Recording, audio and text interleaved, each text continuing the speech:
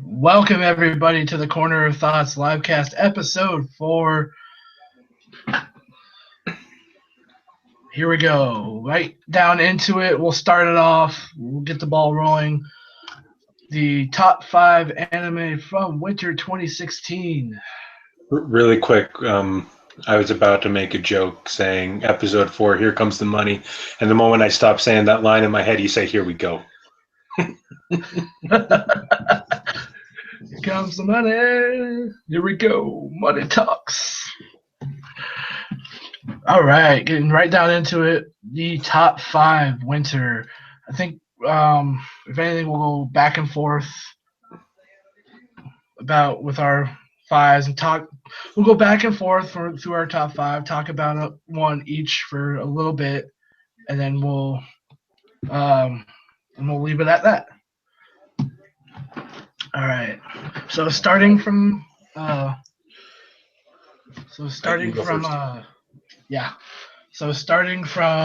number 5. Of course, the second season, a couple second seasons on this list, both of which are 5 and 4. Assassination Classroom Season 2, which has been excellent all around, really good.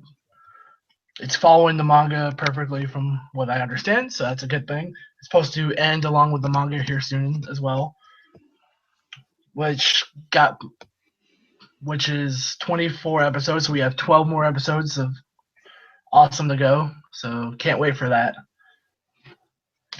So all the characters have been really good again. Everything's been exceptional. It's been one of the best shows from this season, no doubt in my mind.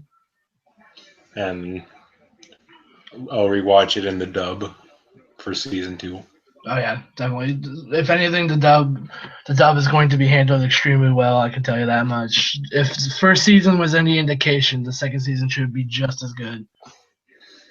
How the dub is even why I watched the second season. Assassination Classroom. Of course, it was announced the past couple weeks ago that it will be ending along with the manga as the Japanese school year ends as well. So, yeah, fantastic show. It's my number 5 from the season. Really, really great. With me right now, I'm going to keep the short shows at the bottom of my top 5 and put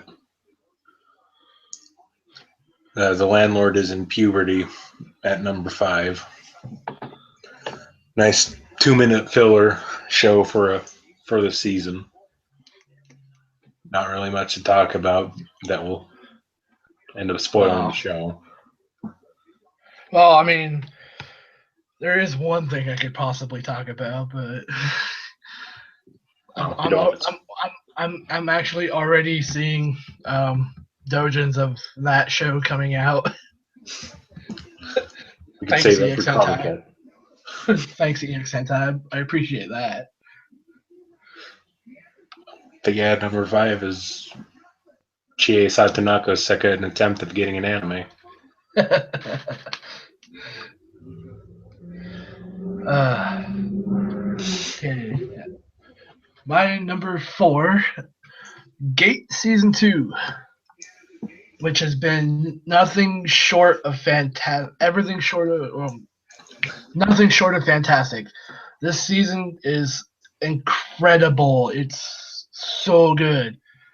Just the politics that get played in this show and the things that have been happening with Prince Zozel, that asshole, and that bunny girl that he has as his partner or whatever. And everything that's going on with Itami and all the girls and everything. This show has gotten to be so good. And from what I understand, the manga is still going, so it's a possible 3rd season, hopefully. But I just watched the most recent episode today, and I cannot wait to see where it goes. It's go time for the JSDF and against Prince Zozel's army of shields and swords. Good luck. I cannot wait to see the resulting bloodbath that happens. It's going to be amazing. Yeah, my number 4, Gate Season 2. Excellent show. And with mine, this is probably going to be on your list, but going with another technical short show, and it's Galco-chan. Oh, yeah. Mine's a bit higher up, though. But that's mostly because it's a shorter show, so keeping it north at the bottom of the top 5. But pretty much that's your show to talk about, so I'll let you talk about it when I get to your spot on the top 5. Actually, it was next. It was my number 3. Your number 3, my number 4, Galco-chan. Yeah, I love this show. I really do. I just watched the most recent episode last night. Oh, such a good show. It's just it's literally an anime to where it's like it's the everyday life of school kids. Like It's too real. especially it's great because of the it's just the conversations Galco has with her friends Otoko and Hime, and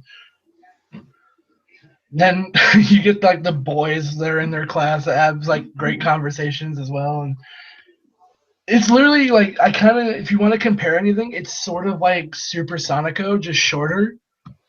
Because I can see a lot of that in that because Galco has a friend who is like hardy and like well thick, I guess you could say, just like Pak Chow is. So I mean, in a sense, it's kind of like Super Sonico, but it's shorter and it's super funny. Like the whole conversations in there. Like I think there was a conversation um in the last episode about if your sex drive is too high, you don't get tired or something like that. It was a really just funny conversation. And that's what the show is. It's literally just like 7 minutes and 50 seconds of just funny talking, funny um, subjects and everything that school kids would talk about. It's a fun show. It's definitely worth watching. It doesn't take up too much time neither. So my number 3 is Oshiete Galko-chan. And with my number 3, we've already talked about this, so Assassination Classroom Season 2. Yeah. Yeah. Of course, my number 2 on this list, barely getting beat out by my number 1 show. My number 2, just watched the most recent episode today, Dagashi Kashi. Best show. It show is fantastic. It's super funny. It it's taught me about a whole new wave of like Japanese candy and things I never freaking knew about that J List is currently selling right now that makes me really want to buy like bags and bags of it because they sell them by like the bag full, I think, if I remember from what I saw.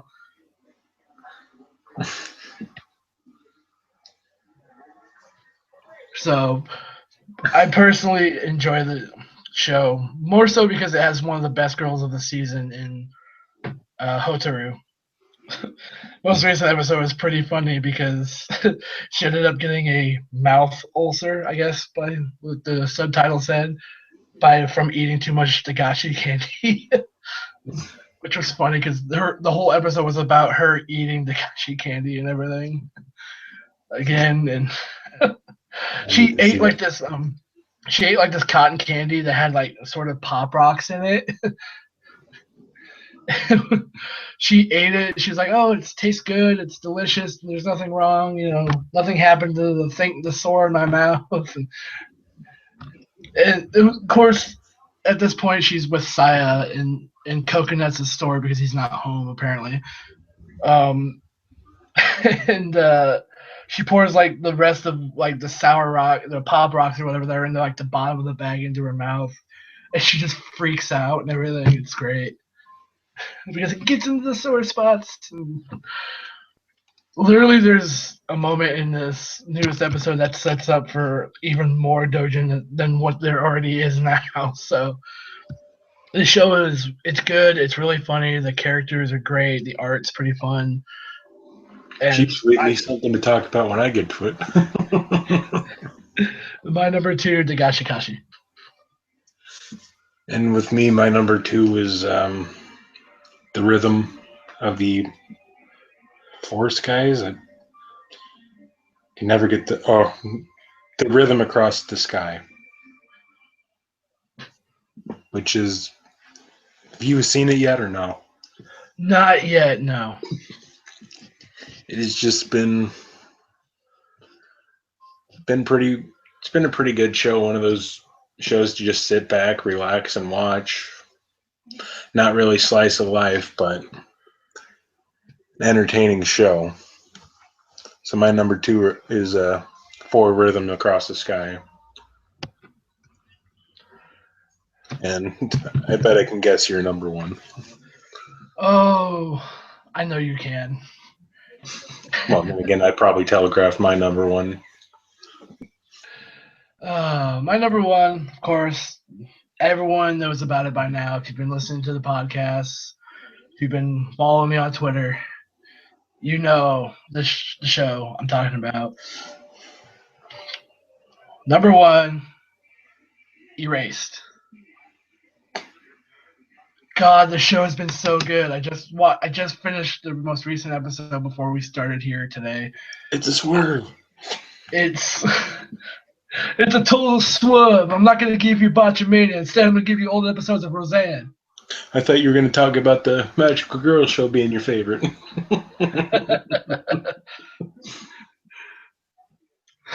Maybe if it was the top 5 worst anime of the season. But yeah, Erased. It's been so good. It's so well written. The most recent episode, damn, wanted to pull my freaking hair out at the end of it. Oh, the cliffhangers that they give us and everything that's been happening in the show. It's anime of the season, and I know I have beef with the company that's gonna bring it out over here, but I will buy it from them. Aniplex, don't you fuck me on this. But Erased, my on number DVD 1. only. God, I hope not. But Erased, my number 1 anime from this season. Go watch it. It's absolutely amazing. And my number 1 is Dagashi Kashi, of course.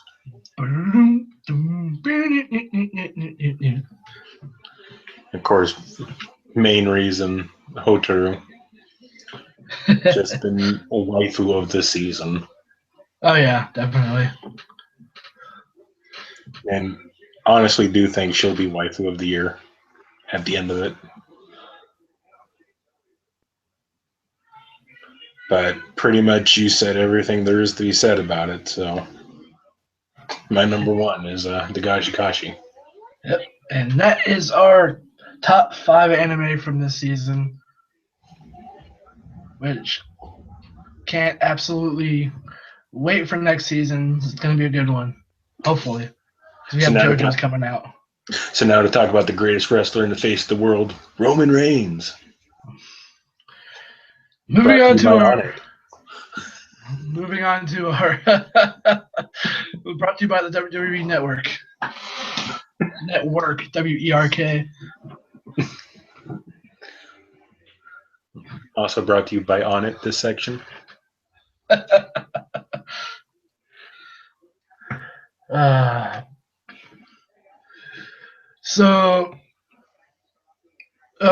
So starting from Raw, I believe that's.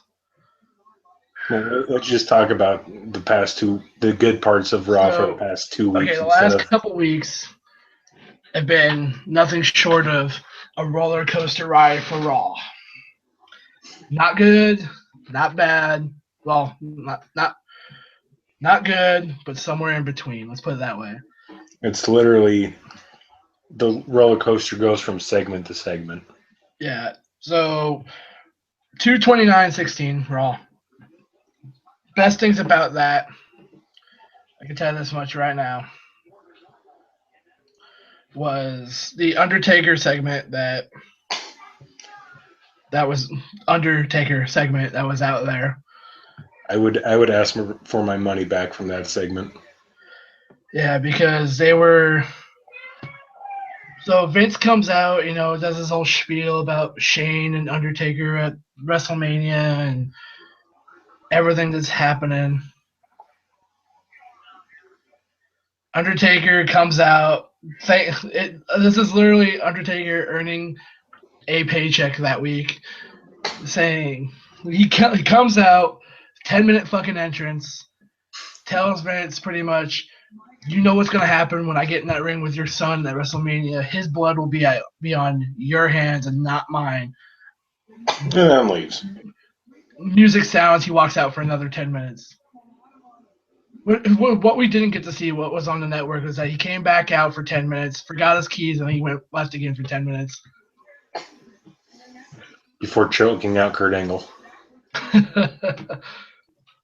But, yeah, so yeah, by the way, that was in 2/29/16, the end of February and the end of Black History Month. In this segment, Undertaker has his hand, like, almost around Vince's throat. Titus got suspended for 60 days. The fuck? Well, I mean, have you seen Undertaker on TV since?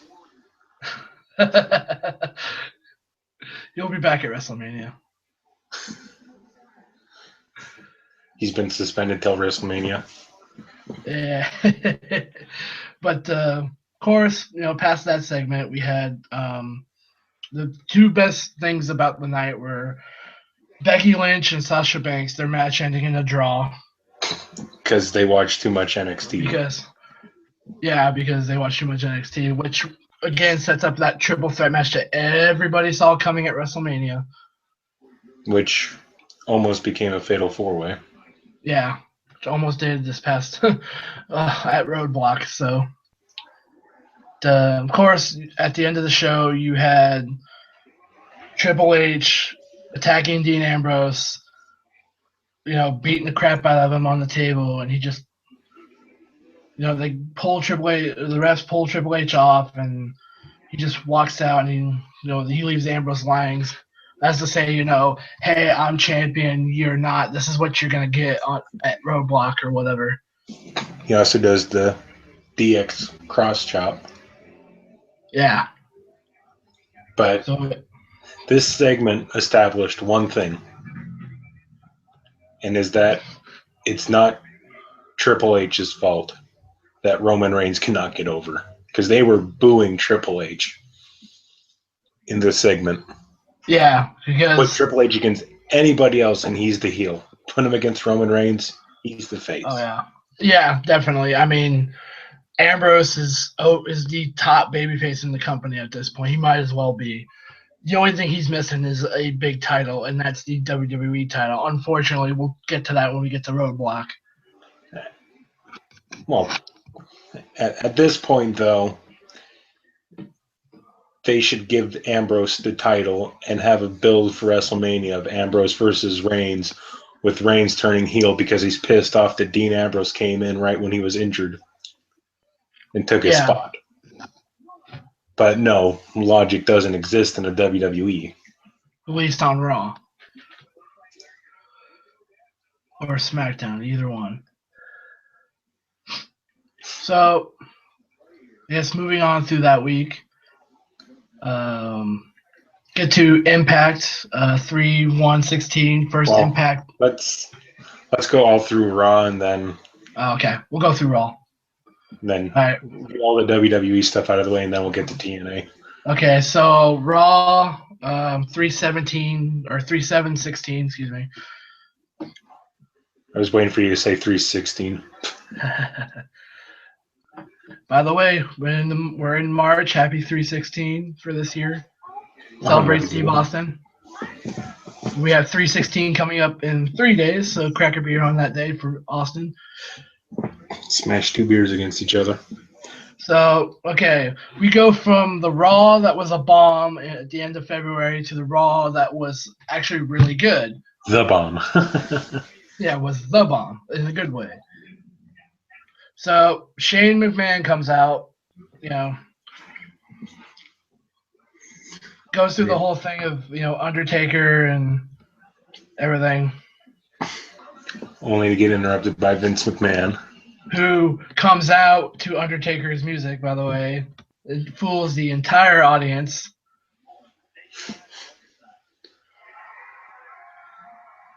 And then, of course, I believe they were in Chicago that night. So, when that happens, he's over as a heel, crowd's chanting asshole at him, and then he's like, blah, blah, blah, that's not very good. He's like, and then loud you missed the CM Punk perfect chants thing break to out. say there.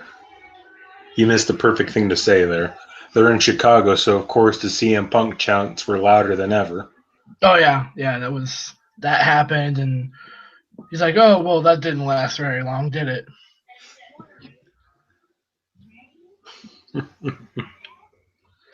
Of course, Vince confronts Shane. He's like, oh, well, I found this photo of us when you were younger, blah, blah, blah. He breaks the fucking frame of the photo and steps on the picture, yada, yada.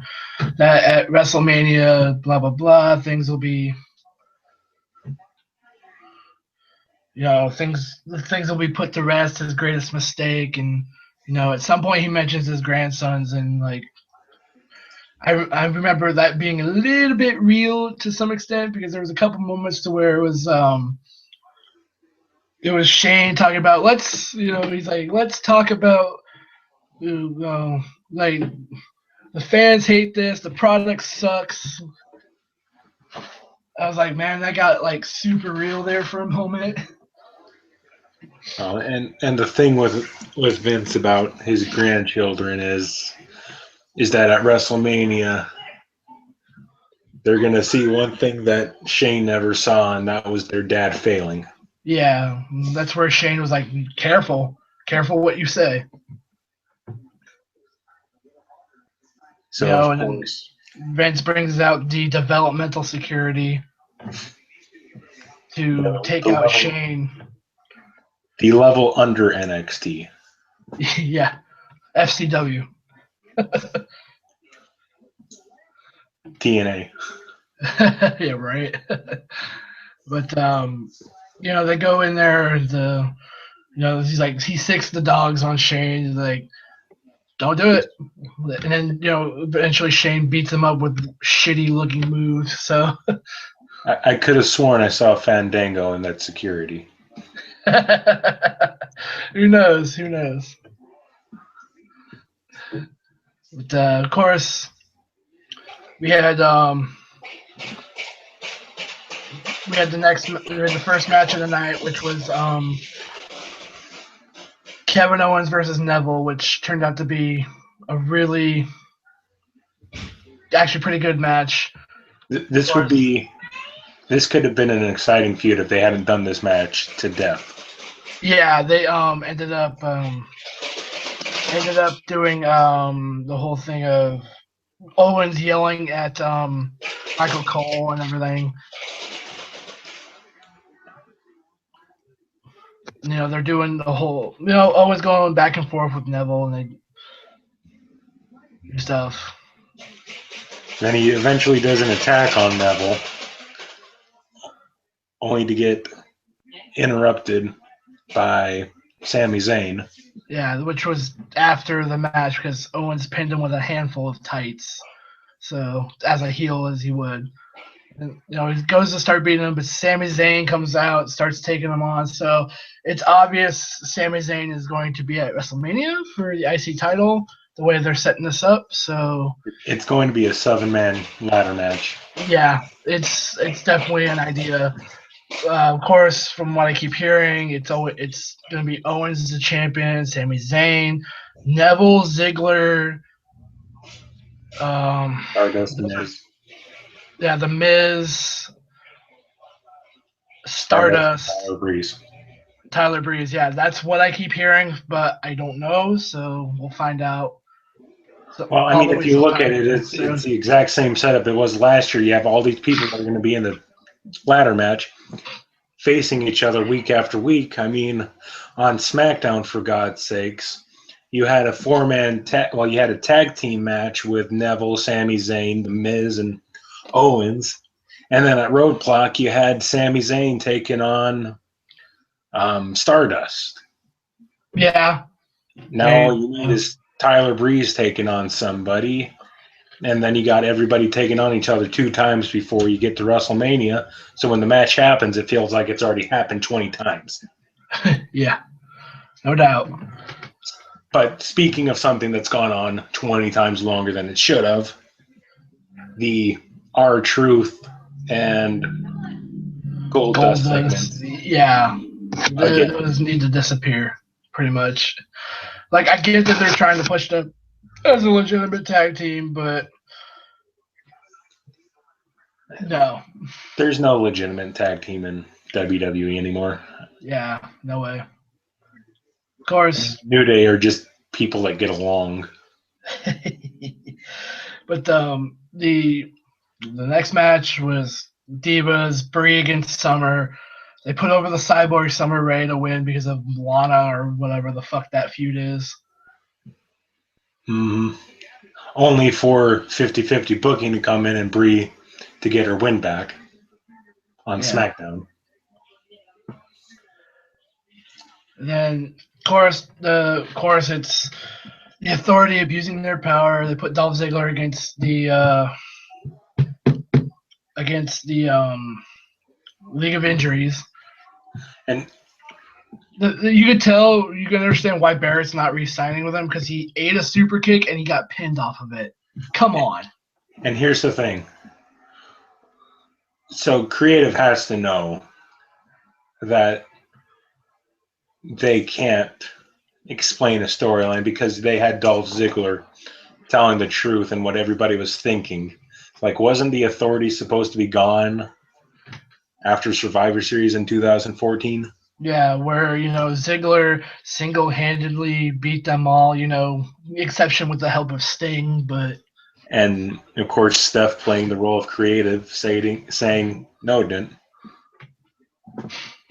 Because, Stephanie McMahon's the head of creative. Yeah. Mm-hmm. So which is why we can't get any creativity in there. Yeah. So, of course, if any further, to put over Becky Lynch and Sasha Banks, they get put together as a tag team against Naomi and Tamina, which they come out victorious. For the 1000th time. Yeah, but then, of course, Charlotte attacks them and blah, blah, blah. It's taking a while to set up this match. It really shouldn't, but it's taking it a long time to get to WrestleMania for that feud. So hopefully the payoff is good for it. However, though, instead of talking about the shit that we've seen thousands of times already on Raw, at the end of the match, or at the end of Raw, you get Dean Ambrose taking on. Well, we're skipping over the actual decent match in the card, which was New Day against Y2AJ for the tag titles. It was actually a very good match, back and forth and everything, of course, but it leads to it leads to what I called about a month ago when this tag team first formed, of Chris Jericho betraying AJ Styles and then taking off the Y2AJ shirt, stuffing it down his throat like Ted DiBiase would. So there's that happened. So obviously, which, to be honest, that segment didn't help Jericho at all. It literally just makes him look like an asshole who's trying to be relevant. Yeah. Not to mention that what he did at fucking Roadblock. Well, we'll get to that at Roadblock. An asshole. Well, no, I meant because I saw pictures of him ripping up a sign that said "Get well, Brett." In Canada. Like I said, we'll get to that when we get to Roadblock. Fucking sakes. But Chorus Kalisto, Tyler Breeze, blah blah blah, yada yada. Skipping all the way to the end of the show, Dean Ambrose against Bray Wyatt. which match itself is pretty forgettable. Yeah, it was pretty forgettable. It was okay. Of course, I believe it ended at disqualification because the Wyatt family got sick like a pack of dogs on Ambrose. Triple H comes out, and so the thing is that shit. How are we doing this? I was actually just about to bring it up. The best thing about this was, Ambrose is left lying in the ring. The Wyatt family, they stare Triple H down as he comes to the ring, which I was very surprised. Like, they didn't start attacking him because it felt like they were going to just jump him out of nowhere. But yeah, he gets ready to. Legitimately getting excited about this, which means that there's still some fire underneath the asses of the Wyatts. Yeah. Triple H, eventually at one point he turns around and, he's holding the title. Bray stares him face to face, and he just kind of like rubs his hand over the title and starts laughing as the Wyatts leave the ring. He does his best Asuka impression. Yeah, pretty much. They took the Bailey Asuka situation that happened a while back and turned it into Bray and Triple H. So there's obviously something that's going to go on after WrestleMania with the Wyatt family, hopefully.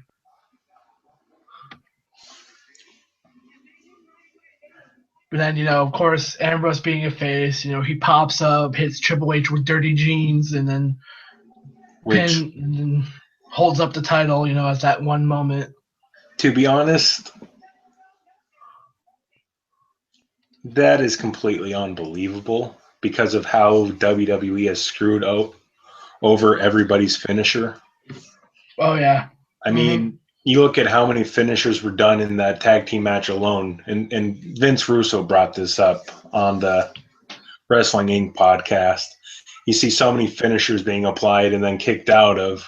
How are we supposed to believe that Dean Ambrose can do one dirty deeds on Triple H and he's just laid out? Yeah, I know. It was kind of.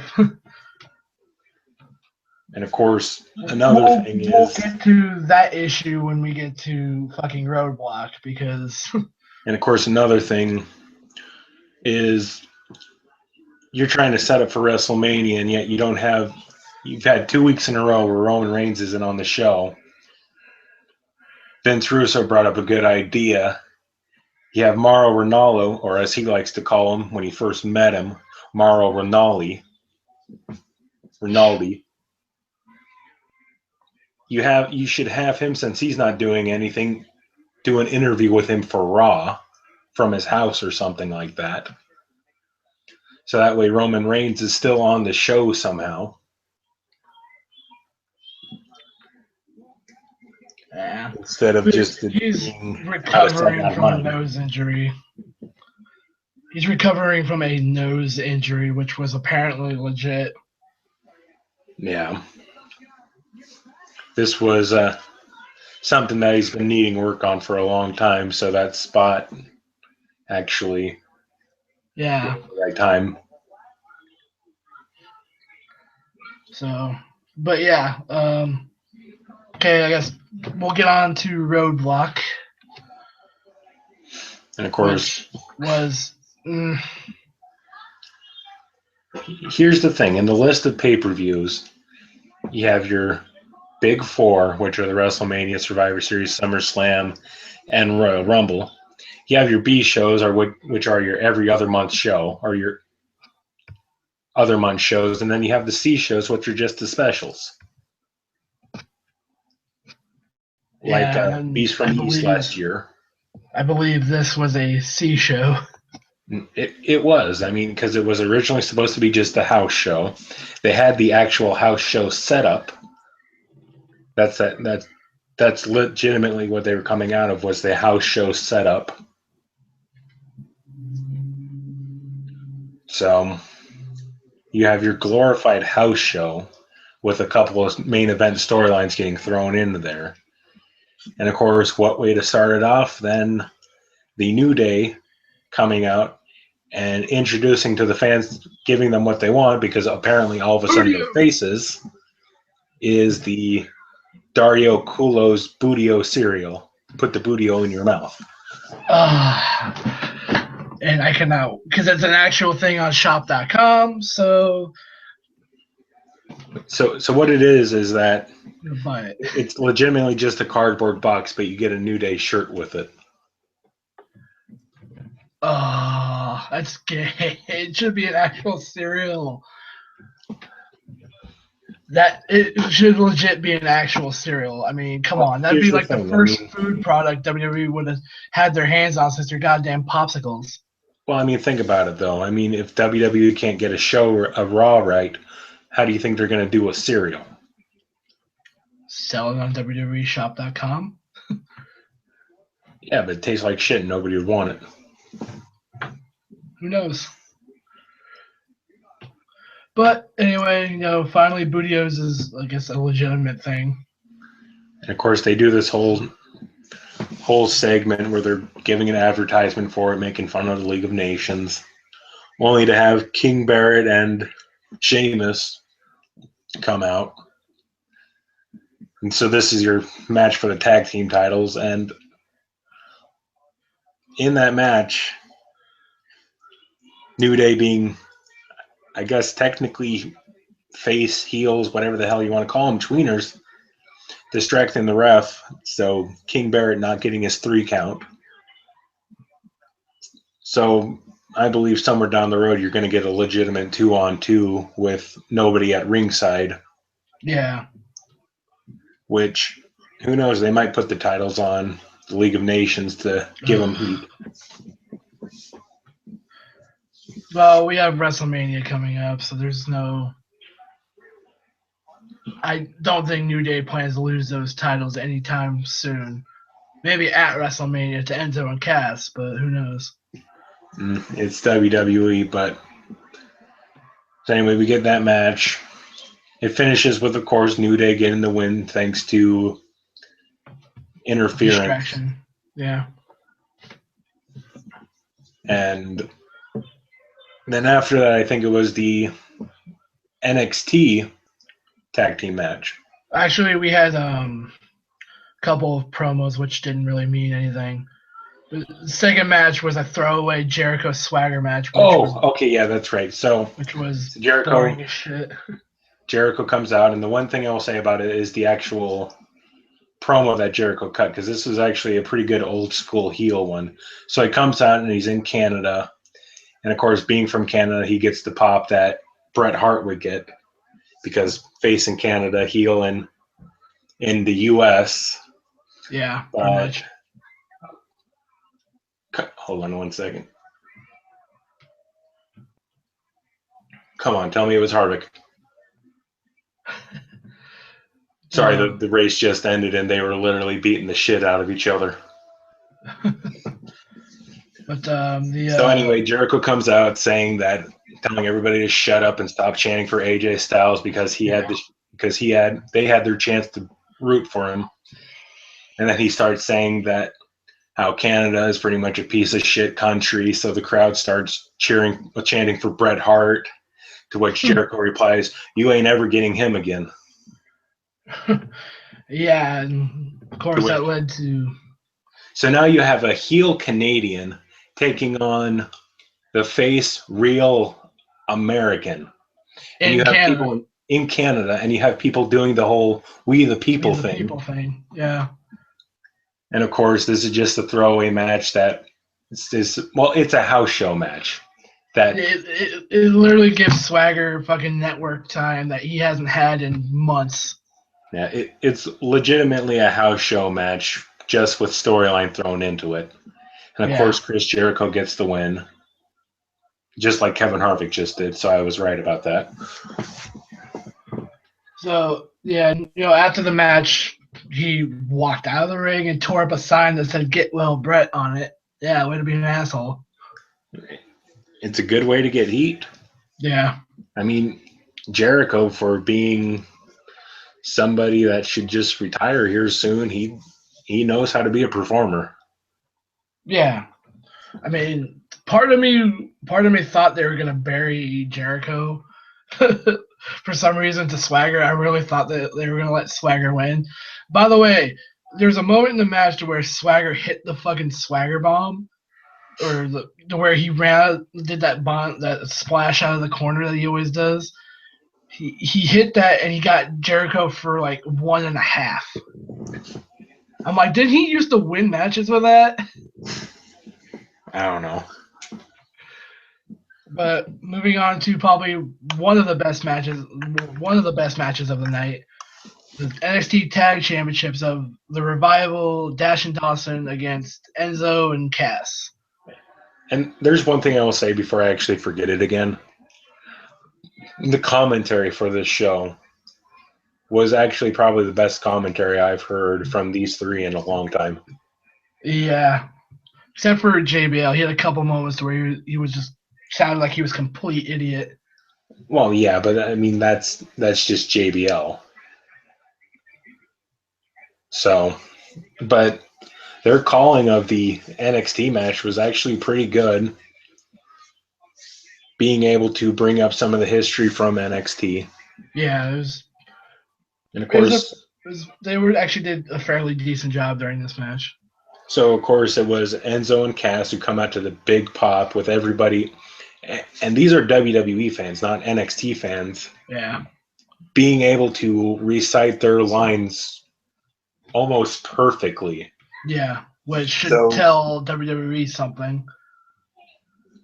So I think that's why they waited till now to move them up to the main roster. And this match, you could tell, was pretty much a send-off to Enzo and Cass. Yeah. But of course, you had them facing off against, oh God, what's your name? It's Revival, but it's pretty much Dash and Dawson. Dash and Dawson, yeah. So who they kept comparing, which JBL, kudos to him for throwing out the classic like references to old tag teams to the Attitude Era, like the 70s, of like the 70s and stuff. I thought that was pretty cool. I mean, these two guys are like just tough brawlers, no high flying antics, just two tough guys out there punching people's faces in, and I can see why they're NXT tag champs.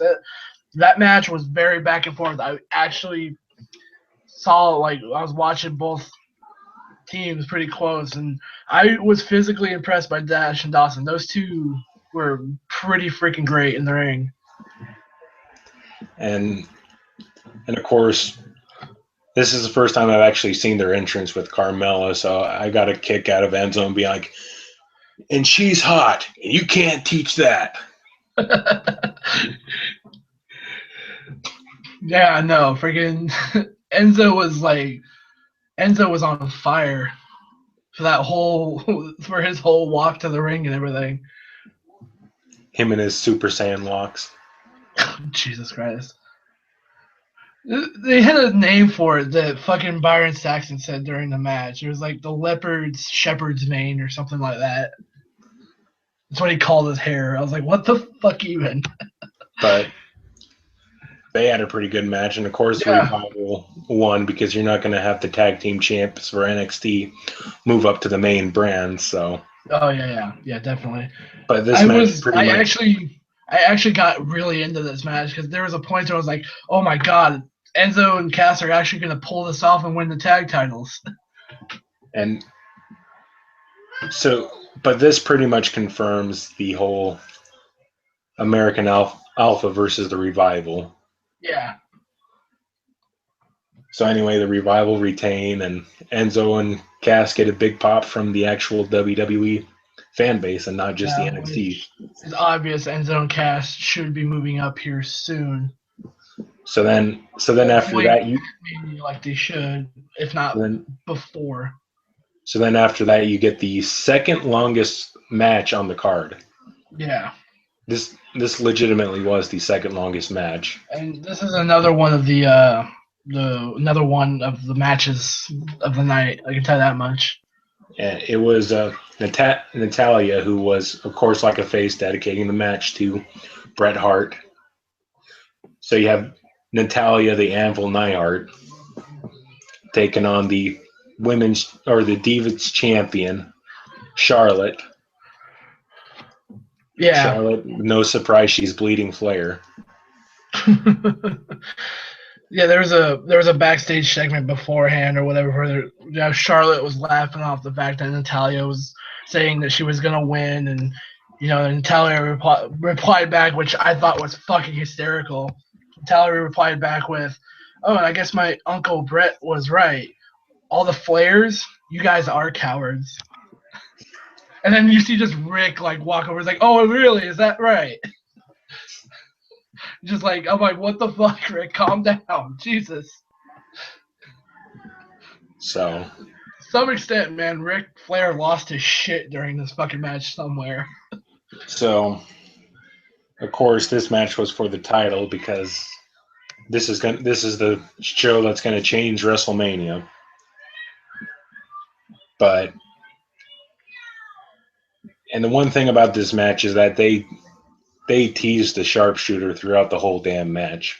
Yeah, which I was like, please, come on. And She kept trying for it, and it didn't work. I was like, going to the well one too many times here. and of course, another great thing is commentary bringing up their NXT history. Mm-hmm. It was for the first ever NXT women's title match in that tournament, and Charlotte beat Natalia for it. So, of course, Charlotte wins because we're changing the card for WrestleMania. Mm-hmm. And then after that, we get the Bray Wyatt versus Brock Lesnar, which was originally supposed to be Luke Harper versus Brock Lesnar, which turned out to be Luke Harper taking on Brock Lesnar. Luke Harper. And of course, I actually, legit, I thought they were going to put Luke Harper over like Brock Lesnar the way he was going. I really thought. and this is why both Bray Wyatt and Luke Harper are the only two people that can go anywhere from this Wyatt Like family. when he hit that discus clothesline, man, I thought that was it. I was like, oh my god, they're going to put the Wyatts over? No. And, WWE logic.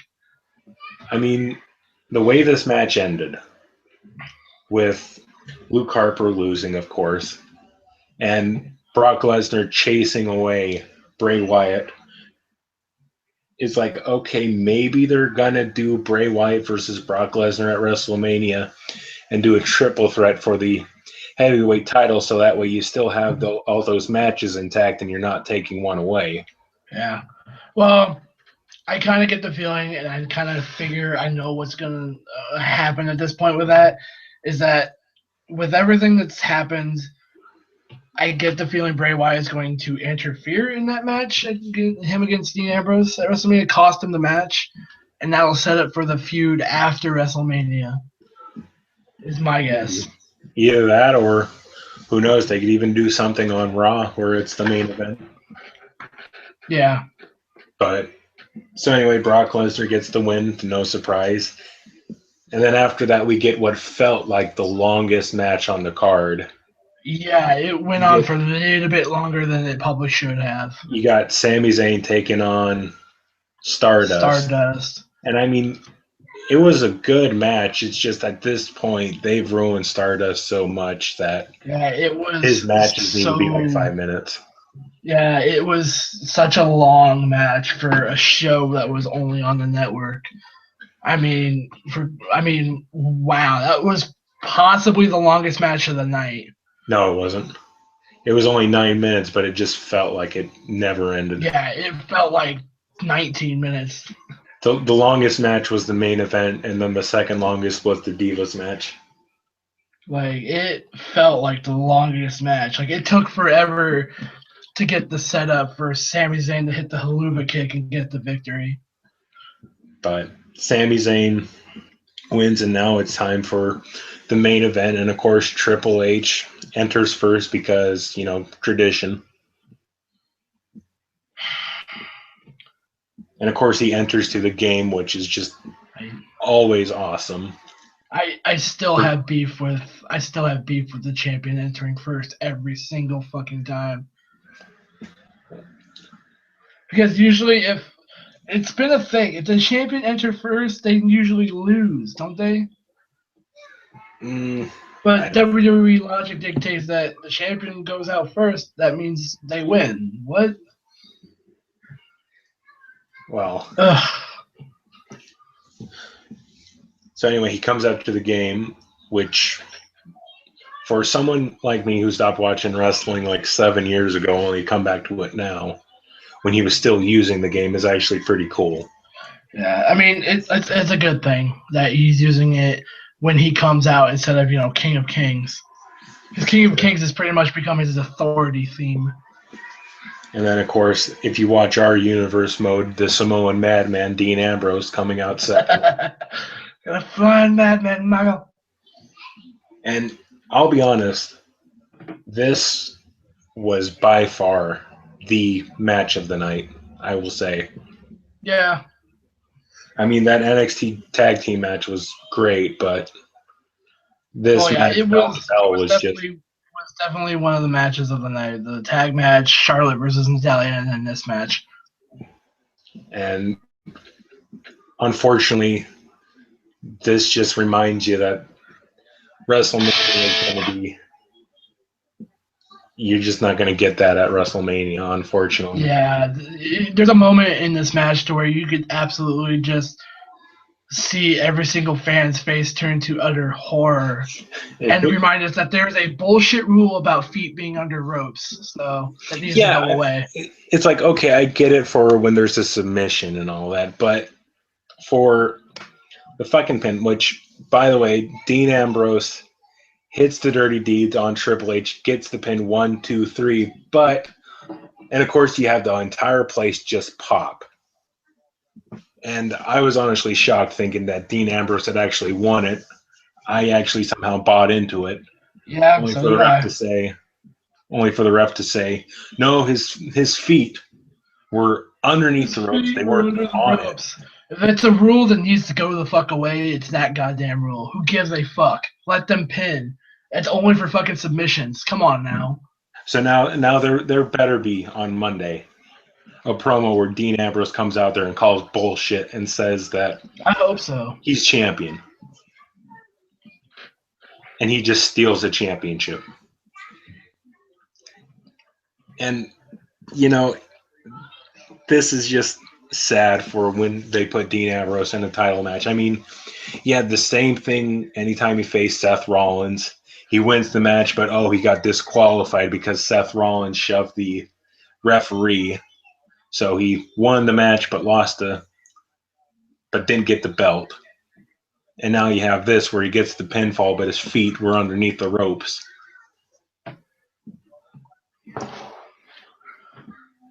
But despite making it seem like they were going to go with Dean Ambrose triple threat with Triple H and Roman Reigns, no. They stuck course, and now WrestleMania is screwed. Yeah, so at least the main event is fucked. At least we have to look forward to the battle royal and the ladder match for the IC title. And the Undertaker Shane McMahon match. The Undertaker Shane McMahon match, yeah. But beyond that, WrestleMania is not going to be that good this year. And as much as I hate Reigns doing that, or them having Reigns going to go over at Mania, at least they're sticking with their guns, unlike the past 2 years. Yeah. I mean, it was great that Daniel Bryan got the title at 30, but that wasn't the plan. And then last year, Seth Rollins, great for him, but they made that decision with an hour left before the show went live, when Roman Reigns had already brought his parents out and told them that he was going to be winning the championship.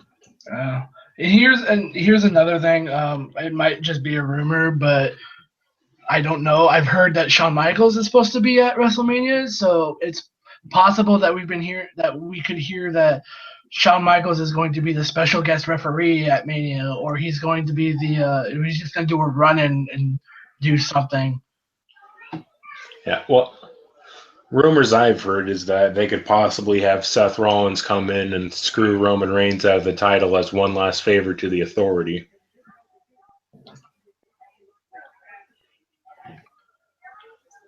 have him get Triple H the win.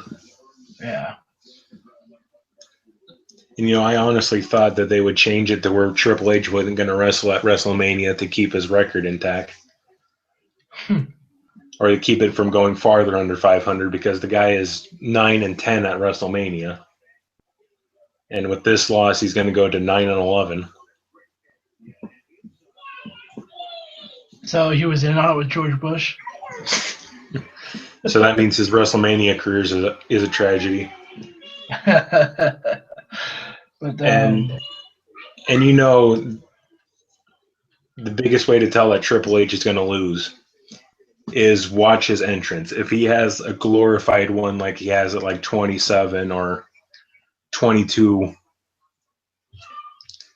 just where he has like the big flashy thing, it usually means he loses. yeah. But that was Roadblock. Yeah. Of course. It was an okay semi pay-per-view. It was a great house show with an excellent main event, but majority of those matches were something we could go and see at a house show. Yeah. Just without storyline.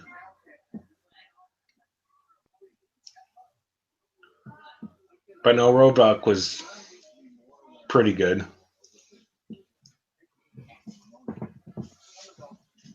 Not something worth paying $10 for, but yeah. At least you get one pay-per-view for free. So, speaking of free things that shouldn't be paid for, moving on to TNA from the past couple weeks. To be honest, I've forgotten TNA 2 weeks ago. Well, I'll remind you. We started off with Kurt Angle versus Bobby Roode. Oh yeah, that's the one match I remember. Which was okay. It was actually a decent match, very back and forth. Of course, Kurt Angle goes over in a win. It's definitely it was the second to last match of the Angle farewell tour, which it was actually a really fun match. I actually had no idea why they did it first. I figured that would probably be the main event, but. And then, of course, for the one where he faces Lashley, since I haven't seen it, let's not spoil the result. Let's just actually talk about the match itself. Yeah. Because I legitimately want to see that. Of course, and after that, they have the celebration or whatever in the ring with beer money and the Wolves and Kurt Angle drinking like a whole gallon of milk, which I thought was pretty good. Then, no, there's one other match I remember, if I remember right, which was didn't Abyss face Havoc on the show? Yeah. It was a no DQ match. But they had like a little promo or whatever that, Matt Hardy, blah, blah, blah, Rockstar Spud, crowd chanting, you sold out, blah, blah, blah. And the whole thing about EC3 wanting to get revenge and yada, yada. EC3 comes out, he takes out Tyrus, he levels Tyrus and everyone else runs out of the ring. He challenges Spud to not a match, but just a straight fight. Him versus Spud out in the ring, fight, no ref, no nothing. Another thing you won't see in WWE. Yeah. Then, we get to the no DQ match of Abyss versus Jimmy Havoc, which was match of the night. It was a great back and forth match. A lot of hardcore spots. And honestly, Decay is the best thing that's going for this company. Yeah, it was. Until they sell it. Yeah, definitely. So quite literally, there's a spot in this match that I absolutely loved because it's an old school ECW spot with Bubba Ray. Abyss takes a cheese grater to the nuts during this match, and that was like classic ECW right there because Bubba Ray used to do that all the freaking time during any sort of match. If you look at the fans in the audience, you have some of them wearing ECF and W shirts. Yeah. It was a good back and forth match. Jimmy Havoc was impressive, but they have Abyss goes over, of course. The finish of this match was absolutely brutal thing. Abyss hits Havoc with the Black Cloth Slam, but it goes right into a barbed wire board for the win, which was pretty great. And to be honest, the way the Abyss was acting after the match, it almost seemed like he slit his wrist on it. Yeah. Because he did the pin on top of that barbed wire. Oh, yeah, definitely. It looked like he had injured himself.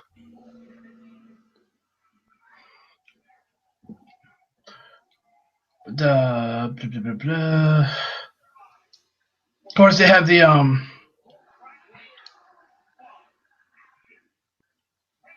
whole thing of Gail Kim calling out Maria for leaving her and Angelina Love, wasn't it?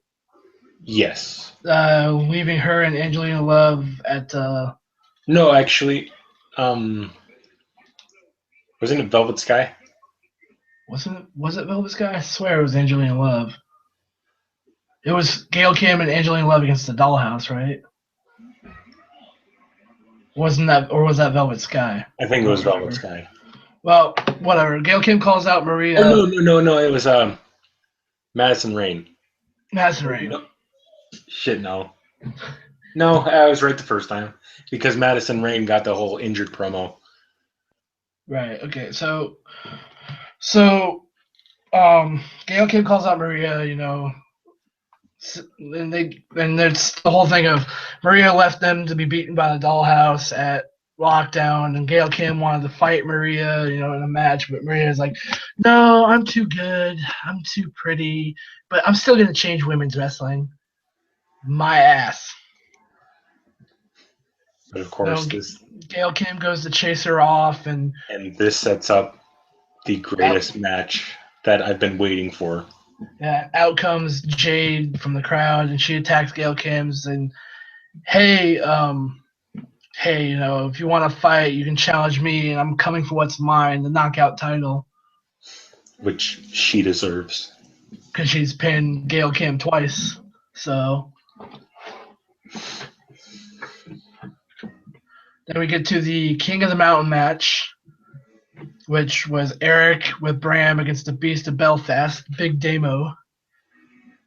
Absolutely big dude from Scotland, I think. Yes, from the independent circuit. Yeah, he came on. He fought Eric Young, which was actually a pretty good match. I'm not gonna lie. Big boy Damo, man, he can move around for a big dude. But of course, with the installation of Bram at ringside, somehow EY got Damo up for a spike pile driver and won the match. So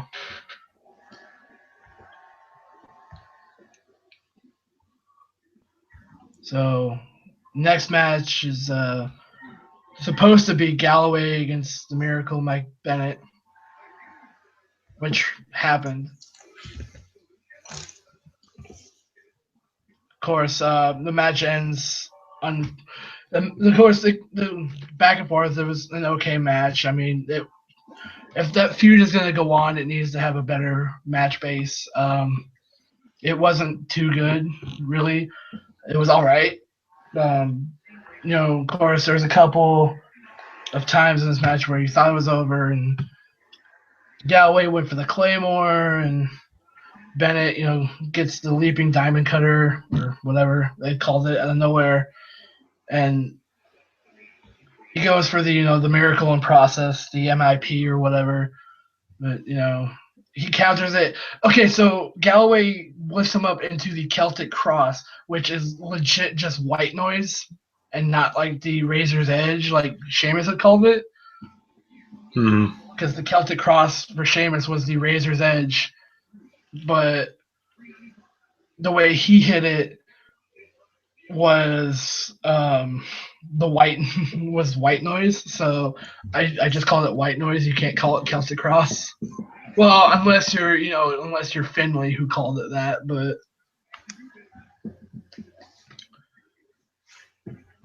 then he hits the Claymore and he locks on the Iron Maiden, which is that half Nelson crossface combo that he got Kurt Angle to tap out to. And of course, Maria interferes, puts Bennett's foot on the bottom rope, and Galloway, argues with the ref, and Bennett gets the roll up off of Galloway with the tights for the win. So Mike Bennett has a win over the guy who's technically the number one contender for the World Heavyweight title. Eric Young. Drew Galloway. He holds that damn briefcase. Of course, Grado's back, blah, blah, blah. That next week he'll show proof, which I'm getting real tired of this Grado thing. At least we're not getting an X Division match. Yeah. So, cut to backstage. EC3 is about to walk out to the ring to where Tyrus and Matt try to blindside EC3, and EC3 ends up beating them both and throwing him to the back of a truck and telling the truck to drive off. And outcome, EC3 and just completely beats the hell out of Spud for probably 10 minutes, I'm guessing, to end the show. He ends up locking in a Cobra Clutch, $1 Million Dream, whatever you want to call it, on Spud, and until Spud turns about bright red, by the way, which was kind of scary, but well, the match ended when he got thrown through a table. Yeah. Apparently it turned into a table match. Yeah. And that was EC3 sending a message to everybody stating that I'm coming back for what's mine and I want my title back. So, moving on to Impact Wrestling. 3816 hashtag thank you Kurt Angle, because this is Angle's last match and ever. This should have been Lockdown. Yeah. So they have the whole thing of everyone's congratulating Kurt, the fans are cheering him, the whole retirement segment. Galloway comes out, thanking Kurt, and no, Galloway was already at ringside. Yeah. And Lashley comes out and says, it's thanks to Kurt that he's in the business and that it's sad that he's retiring, but he's not ready to face Lashley tonight, that he's not ready for this. So, anyway, first match of the night is the King of the Mountain ladder match, which was actually a very excellent match. There's Eric Young. King of the Mountain match. It's not. That's the actual name of it. It's not a ladder match. Well, that's how it's labeled, as King of the Mountain ladder match. But Showtime, Eric Young against Bram, Will Ospreay, Big Damo, and Jimmy Havoc. So 3 guys from the UK indie scene that are big names. So legit, probably the best moment in this match. Jimmy Havoc hits a burning hammer on a nothing show, and then hits a Death Valley driver, and then he goes to set up for what looked like to be the Rainmaker clothesline, which, for those that don't know, go look up Kazuchika Okada's Rainmaker clothesline. That's what he set up for, and I really thought he was going to hit it. I kind of marked out during that match, but fortunately the way they sold Havoc during this match was him eating pin after pin, which was unfortunate because they're trying to push him over, but due to his, I don't know, I guess they don't know what they're doing with him beyond decay, pretty much. And of course, the match ends, and I knew this is what it was called. I just didn't want to be wrong when I said it. But it ends with Eric Young hitting Osprey with a flying neck breaker off the ropes. He grabs him off the ladder with it and just hits him with the flying neck breaker, then climbs up the ladder to hang the belt and wins the championship. Yeah. So EY is retained, so who knows how much longer he's going to hold that title, because it seems like he's held it for at least about a year now, roughly. It's only held it for a couple weeks. Or whenever he won it from Bobby Roode. A month ago. So he's been holding it for about a month. Okay. And of course, the next match after that, and of course, you have all the Kurt Angle footage, of course. From his old matches in TNA back in the good days with Don West and Mike Tenay on commentary, him facing Samoa Joe, and just so many good early matches that he had in the company. But the best part of this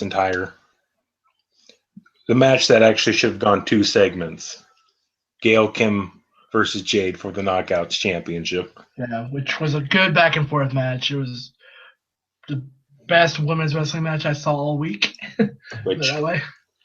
Until at least Roadblock came around. It should have ended with Jade winning, but they're gonna set up for a new champion eventually. Who knows who it's gonna be? But I can't complain because I actually got the match that I wanted. Mm-hmm. So Gail Kim wins in an amazing match. It was a very good match. Definitely one of those of the night.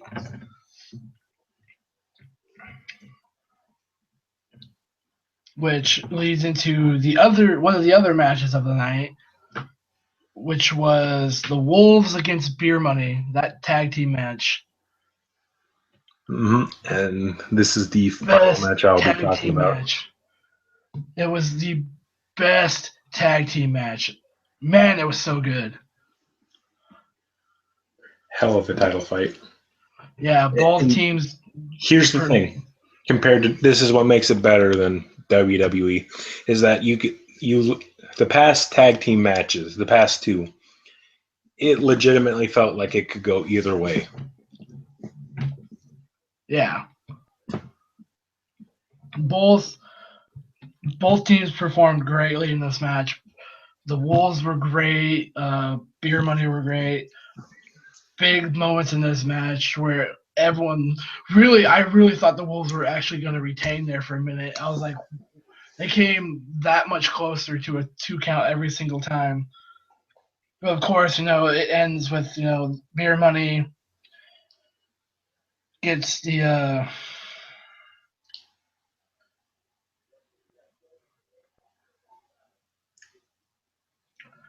shoot. Trying to find it here. The Wolves actually won. No, they didn't.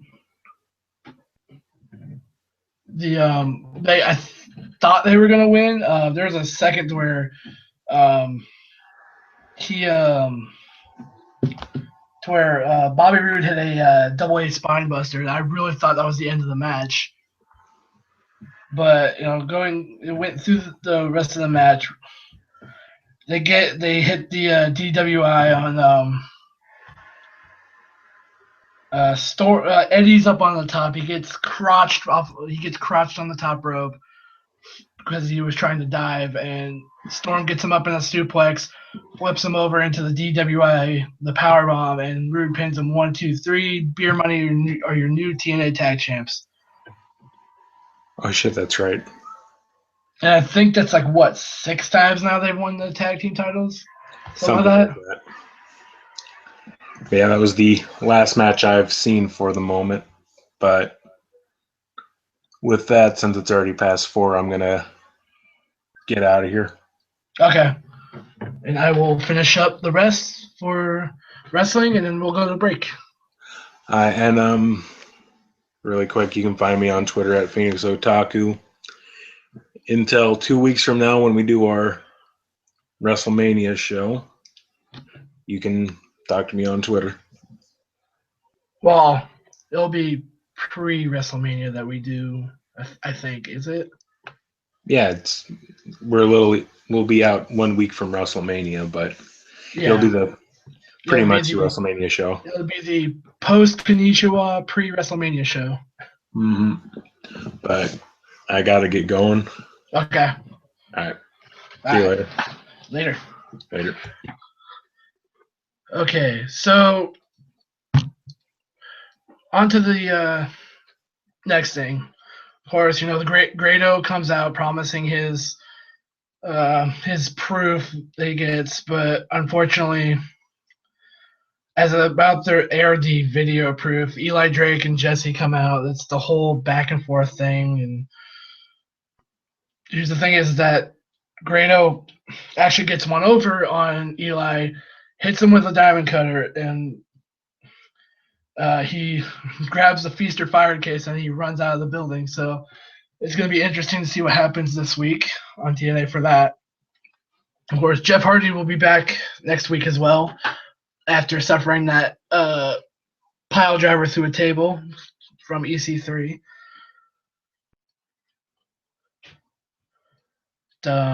Olympic Hero against the Destroyer, Lashley, Kurt Angle versus Bobby.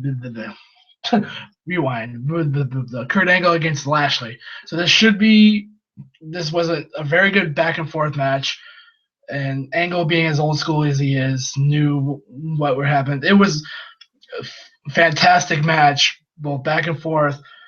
There was a couple times where Lashley hit a couple, like hit the second spear. I really thought he was going to pin him off of, but there was times where I thought Angle was going to get Lashley to tap out off the ankle lock, which was actually surprising. Of course, there's the one moment in this match to where Angle sort of got Lashley for an angle slam. He just kind of fell backwards.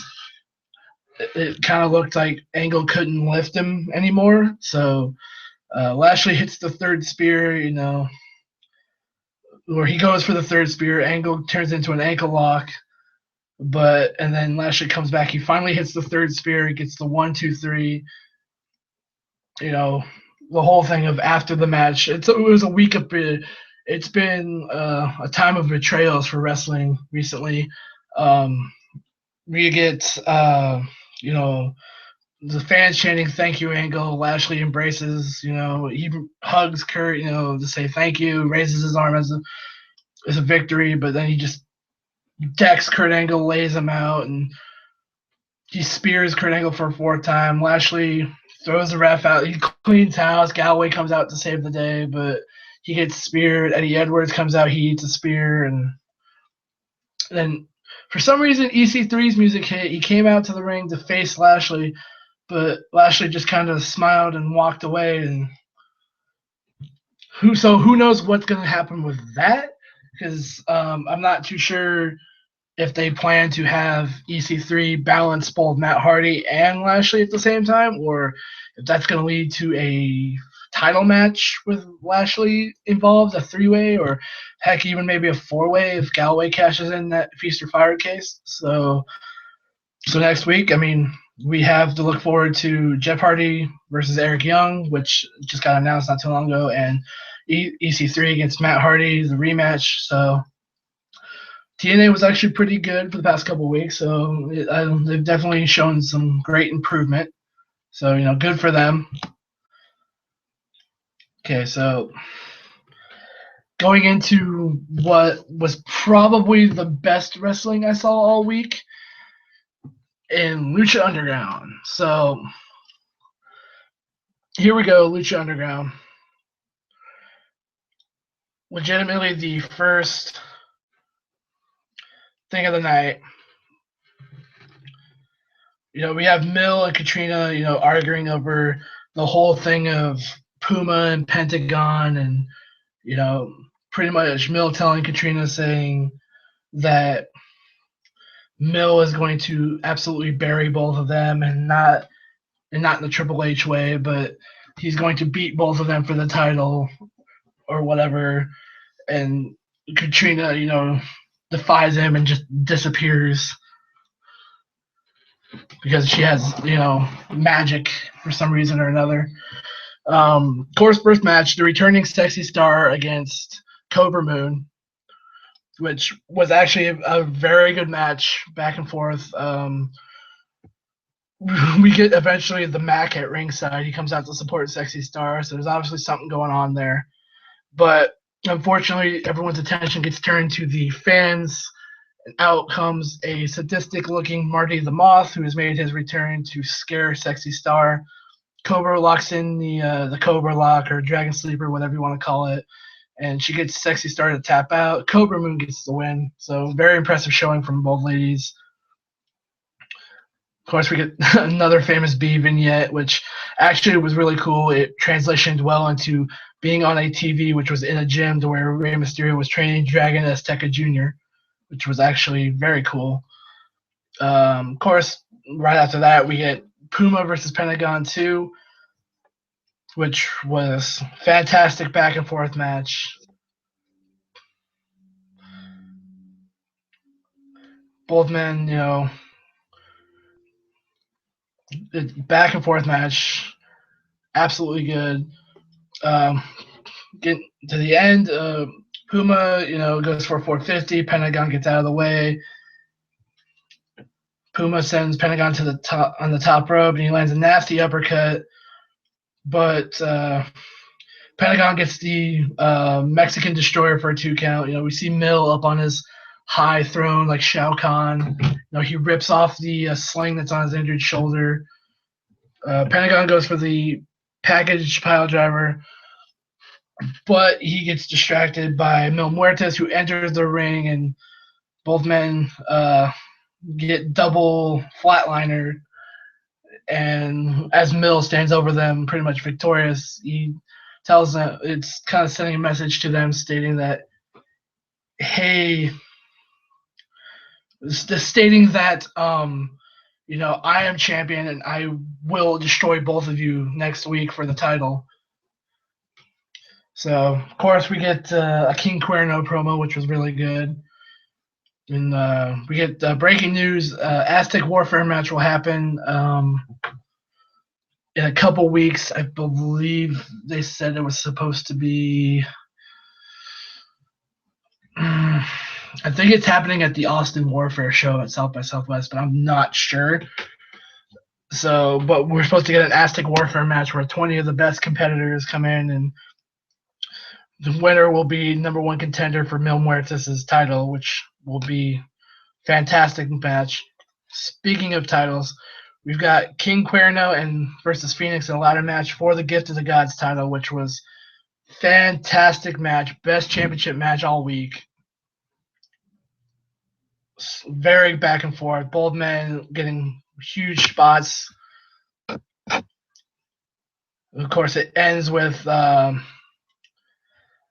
Phoenix catching Cuerno with a springboard Hurricane Rana that sent Cuerno down through a table, which put him out for long enough for Phoenix to climb up the ladder, grab the belt, make himself famous, and become the new Gift of the Gods champion again. Which, fantastic episode of Lucha Underground, which led into the even better episode of Lucha Underground.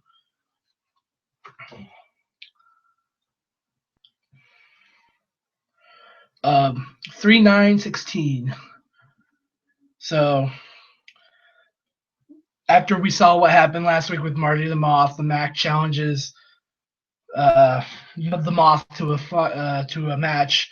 He wants Mac wanted Sexy Star at ringside. Of course, you see Sexy Star is absolutely terrified of Marty the Moth, and she is terrified of him. And the Mac tells her, this isn't you. This isn't the girl I know. Like, I know you, and I want you there by my side. She eventually agrees. They go out, they have their match, which was a decent match. It was a good match, back and forth, until Marty ends up hitting a curb stomp, which leads to a win. And of course, the lights dropped out, and before that happened, the lights dropped out, and out comes this really weird-looking luchadora who turns out is Marty's sister, Mariposa. So the funny thing is that Mariposa means butterfly in Spanish, but really she's more of a moth, which was pretty great. We get a we get a video package for Phoenix, and then backstage Jack Evans gets jumped by Drago, who goes all Bruce Lee and kicks a light out for no reason, and but then PJ Black appears, having the nunchucks that Drago tossed to him last week, defending Jack Evans and helping him beat down Drago. And then eventually, as they go to finish him off, Aerostar makes his return and saves Drago. So there's obviously a brewing tag match there, which will be fun. The next thing is we're supposed to get Johnny Mundo against Cage in a no DQ match, which turns out Johnny was not in the building at the time, so he sent out Taya instead to get pretty much destroyed for the majority of the match. I mean, she did put up a great fight, but Cage, he's just not man; he's a machine. There was a moment in the match that was absolutely ridiculous, to where Cage set up two tables on the outsides and superplexed her off the top rope through both tables. He goes for the win. Johnny Mundo comes out with the pipe, and he ends up knocking out. He ends up hitting Cage with the pipe, but he kicks out, but Cage kicks out at 2. Trying to cost him the match, and Cage starts coming back, and he catches Mundo. He sets up a cinder block in the ring. He's trying to put his face through it like he did to the Mac at Ultima Lucha, but Taya, stops him, and Mundo hit Cage in the face with like 2 different beer bottles, both of which he no-sold, which was pretty great. But of course, Mundo, seeing that, he shoved Taya into Cage and bailed out on the match, which caused Cage to hit Taya with the Weapon X and pin her 1, 2, 3 to get the win, which was a fantastic match. Absolutely really good. You won't see that in other wrestling companies, I can tell you that much. Of course, we get another Famous B commercial. Who knows when he's planning to debut? Must probably be like MVP. So apparently next week we get the backstage segment of Ivelisse leaving Katrina's office, and next week she says that they can get their tag team title, their trios title shot, but if they lose, they have to leave the company. So that's going to be an interesting, legitimate match next week. It is the team of Ivelisse, Son of Havoc, and Angelico against the Faces of Death, which should be very, very good match if Ultima Lucha is anything to go by. Of course, Aztec Warfare comes back in about 2 weeks, so we're about a week out from that now. So, of course, and we end the night with the Lucha Underground title match of Mil Muertes versus Pentagon versus Prince Puma. Match was absolutely fantastic. A lot of high spots, a lot of dives, which were great. A lot of moments where they went into the fans, which was always fun. They both, point in the match where Mil Muertes breaks up a pin, and he pays for it by getting like super kick partied by Pentagon and Puma, which was fantastic. The Young Bucks would have been proud of that spot. It was fantastic. Of course, Pentagon hits Puma with a package pile driver, but he went to break the arm, which he shouldn't have done. He should have just went for the pin.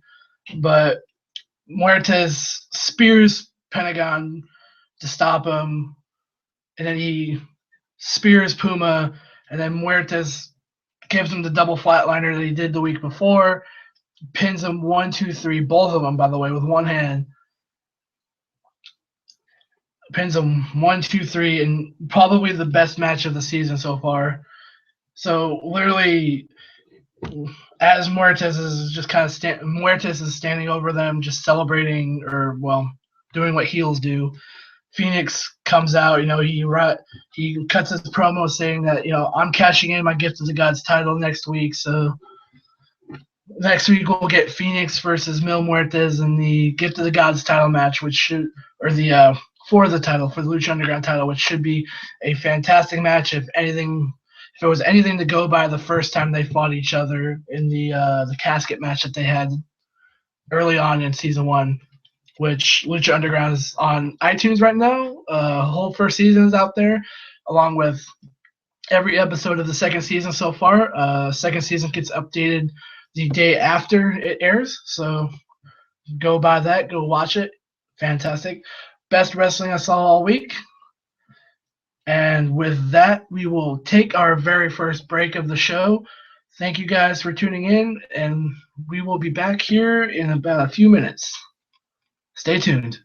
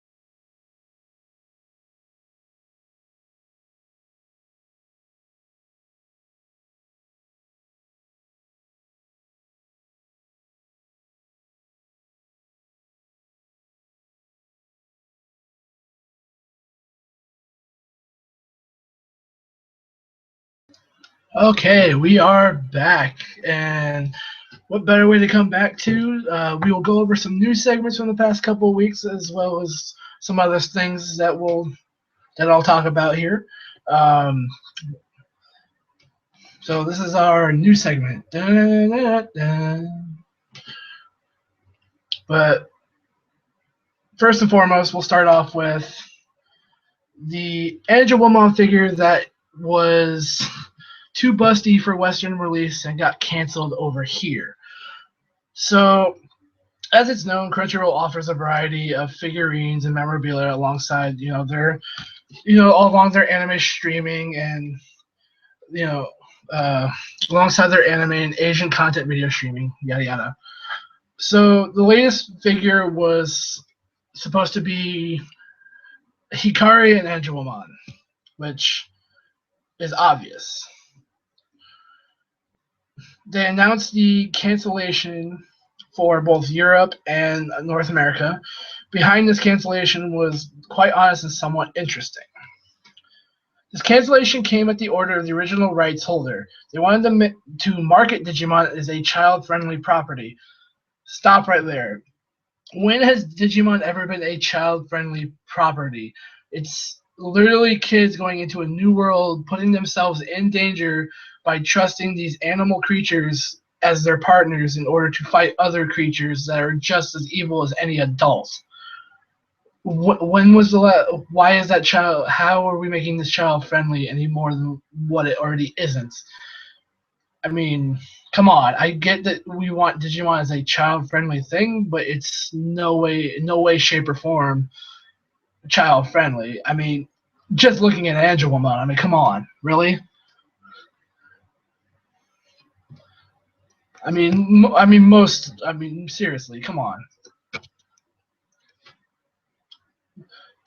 And though this Angelomon figure wasn't thought this Angelomon figure was not appropriate for that image, said the Crunchyroll representative. So you're just screwing yourself out of a bunch of money. Literally, I don't get why they canceled it. People can just go on Ami Ami and probably find it and just buy it through there. I mean, literally, you guys are just. I mean, I get it's one figure, but this is kind of a big deal because um, it's too being it too not child friendly. I mean, to be fair, not Digimon isn't that child friendly. Neither is Pokemon. So I mean, to be honest, I would have not have changed that, but that's their opinion, I guess. So anyway, moving on from that. So we know that YouTube has been it hasn't been great as of late. It's been having problems with its content ID things that have been going on. And we saw what happened with Team 4 Star, their whole channel being taken down. It's been running rampant for the last few weeks, and YouTube has seen this and has called out, stating that they are planning to change things to give us real change. And I remember the last time someone promised us real change, and that I'm still waiting on that about 8 years later. So I'm not holding my breath on this, but YouTube has set up a new team dedicated to weeding out false copyright claims. We'll see how that goes. And subsequent erroneous takedowns, responding to community criticism. About time that they respond to anything. Complaints have accused the video streaming site of a lazy approach to monitoring content and using an unreliable automated system, Content ID, to enforce copyright policy, which it is. It's a terrible way to do things, just letting it take care of itself. Sitting back on your hands, not doing anything. It's about time they acted and grew up and did their damn job. But so in response to these allegations, YouTube has announced that it will be introducing a workforce focused entirely on minimizing mistakes that delete legitimate videos. well, again, we'll see how long that takes to start working.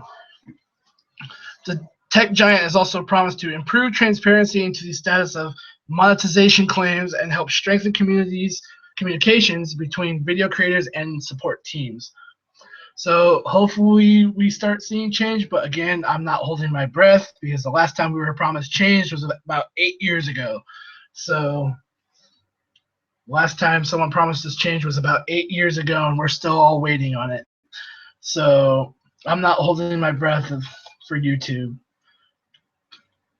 Okay, so moving on from that, talking about another company, one that has its doors open to the West over here. One company called Pony Canyon. So Pony Canyon just recently announced, I don't remember if it was at the convention, they recently announced that they are going to be putting out Hibiki Euphonium. I don't remember if they said it was the entire show or if it was just a half and half set, but I think it's the whole show. I don't remember exactly. But they announced that the show itself will be region locked subtitles, so that means we're not getting a dub for it, and that they're going to be charging $74, I think it was $73.99, something like that, for a 12-episode show, and that's, I believe, is the premium edition. But it's kind of unfortunate because everyone wanted a dub to the show. Being Pony Canyon, of course, I understand, but they dubbed Yuki Yuna as a hero, and they're not dubbing this. What? And apparently, they're not listening to their fan base, and that's a huge problem because if I can guarantee the show's not gonna sell as well. I mean, it'll still probably sell decently because it's Hibiki Euphonium. It's a great show, but the issue is them not doing a dub of it when they dubbed a show already to prove themselves that, hey, yeah, we can dub too. So I don't get what the idea was behind it. It's very unfortunate that they did it, and I'm not too sure what to say on that. I mean, they're losing out on a big opportunity if they did dub it because they would attract a lot more people to watch the show that have been wanting to watch the show. So they definitely stumbled over what they planned for Hibiki Euphonium, and they really should fix things up, as it were. You know, if anything, try to listen to the fans a little bit more. You know, because your fan base is the one that's supporting you. So, but moving on from that, the next couple stories revolve around a certain company here in the States. I can tell you this much: it's a company that we've all had issues with for the past few podcasts. It's a company that's been fairly on the grill as of late. It's been on the spit as of late, being roasted by everybody in town. So go right into it. Funimation made a very dumb tweet about Erased episode 8 when it came out. It's literally what they said was most college students know this struggle. Episode 8 of Erased is up now on our site. The thing is, it was Kaio looking at a thing of cup noodles and the steam and everything from it. Okay, you can't go comparing college student life to being compared to an abused child like it is in the show. Whoever put out that tweet obviously had no idea what the hell they were doing and thought that was funny. I'm certainly hoping they didn't think that was that way, because literally that's not funny at all. It's certainly not funny at all. sound like a broken record, sorry, but the issue here is I think that person whoever's running the social media account kind of, I mean, the tweet has since been deleted, but there are screenshots of it around on the internet. So literally, I believe the person that made the tweet, again, there has not been an apology for that, by the way. I think the person who made that tweet should be taking a step back from social media and not allowed to run social media for a little bit in order to get their shit straight and make sure that they're not finding jokes like that funny, because they really don't need to be working in a company that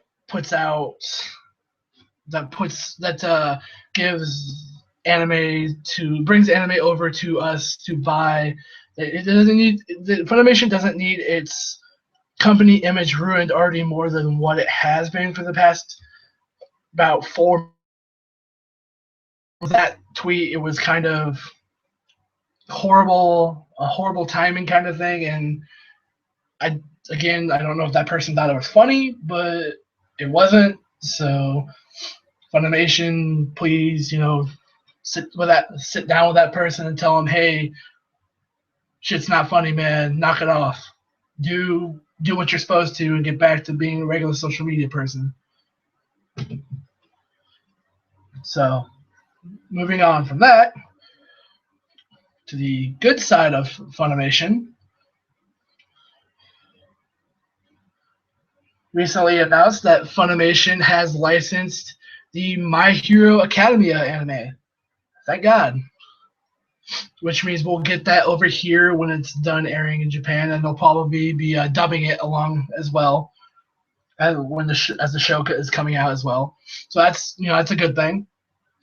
I'm just really hoping they don't screw it up with their stupid meme dub as they do. I recently just picked up the manga and finished the first volume. It's been a fantastic read so far, so I do look forward to the anime, which should be really good as well. So I'm hoping, everyone that has been reading My Hero Academia and has been waiting for an anime of it to get made. Fingers crossed. Hopefully Funimation doesn't screw up the dub with their meme crap that they do. But yeah, so a little bit of bad, a little bit of good for these past 2 weeks for Funimation. So moving on from that, we have a big thing. It also just recently got announced that the Irregular at Magic High School, the Jesus Onisama TV show, its theatrical film has been greenlit, and the announcement proclaims, don't know why I had trouble saying that word, proclaims that Tatsuya Shiba will become a legend. So he may just become more than a god at this point. I don't know what's planning to happen for the movie. It should be absolutely interesting. Can't wait for it to come out because I've been wanting to see more of Irregular Magic High School. So that's going to be a fun one. Definitely look forward to that. Of course, we have geez, I'm losing my spot here. Okay, here we go. Something else to talk about. More recently, the gaming side of aspects. This is a whole real thing. I assure you, it's selling on Amazon in both pill and powder form. Don't know how much of you guys are going to believe this, but Manatech, a global producer of health, wellness, and skincare products, has announced a new supplement powder that has been tested to possibly increase performance in gamers. The company's Ambrotose supplement powder can reportedly increase a gamer's focus, attention, and memory, which the manufacturer says may have a positive direct effect on player performance. We have found in previous studies that Ambrotose powder may give a helpful boost in memory, focus, and attention, as well as having perceived beneficial changes and well-being. That comes from Dr. Rolando Medella, MPH, CCRP. He's Manatech's Director of Clinical Research and Scientific Affairs. So it's interesting that this is an actual thing. I myself actually looked it up to make sure it was real. It's selling quite a bit on Amazon, apparently. It is $40 for a bottle of 120 pills. And it is like 135 something for the powder bag or whatever that they're selling for that. I'm not too keen. I wouldn't waste the money to buy that to increase gaming performance. I mean, if you're a shit gamer, then I would probably consider it. But be brutally honest, I'm not too sure on this really. I found it to be pretty funny that an actual thing like that exists and that people are actually buying it and using it. So, and maybe Major League Gaming needs to start a wellness policy to make sure that no Ambrotose is used. But yeah, I found that super humorous. I can't believe something like that exists, but hey, in the society we live in nowadays, anything is possible, I guess. And speaking of anything, last thing to wrap the show on, it came out today that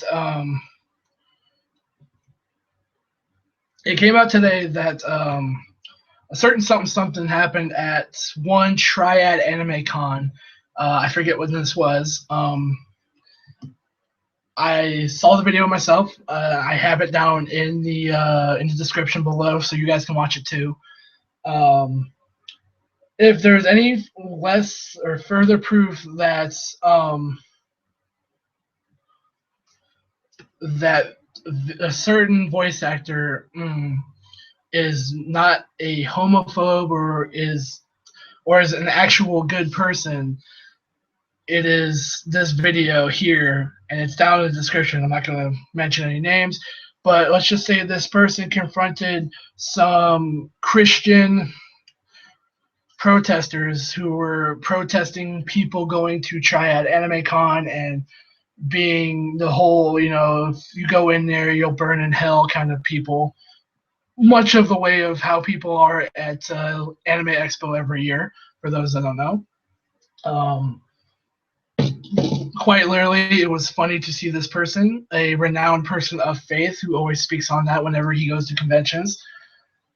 He confronted them saying that they needed to talk to people about the good side of things and not threaten them with the bad side of things. And I've never seen this person pissed off before, and I can tell he was rightfully pissed off, and I would not do that if I were anybody. Piss this person off, because he definitely got the Christian protesters definitely got the worst end of things, and they got destroyed by this person. So kudos to that voice actor for standing up to stupid people like that and standing up for us folks who go to conventions and don't want to be yelled at by people who think that their way is right and that we're sinners. So thank you for doing that. And with that, this has been the Corner of Thoughts livecast. If you want to follow me, you can find me at twitter.com/pervyfatman. You can follow me there for all your Twitter needs. Of course, we still have our mailbag open at snooks293@gmail.com. If you want to drop myself or Phoenix Otaku a line, send us questions about whatever you guys want. And with that, we will see you guys the next couple weeks, where Phoenix Otaku and myself will talk post Konnichiwa, which is a convention we'll be going to up in Tucson, March 18th to the 20th. Then we'll be going to, and then we'll talk about the last 2 weeks of Raw and Lucha Underground and Impact as well, pre-WrestleMania and everything that's going on. And then we'll talk about more news stories. So until then, we will see you guys later. Peace.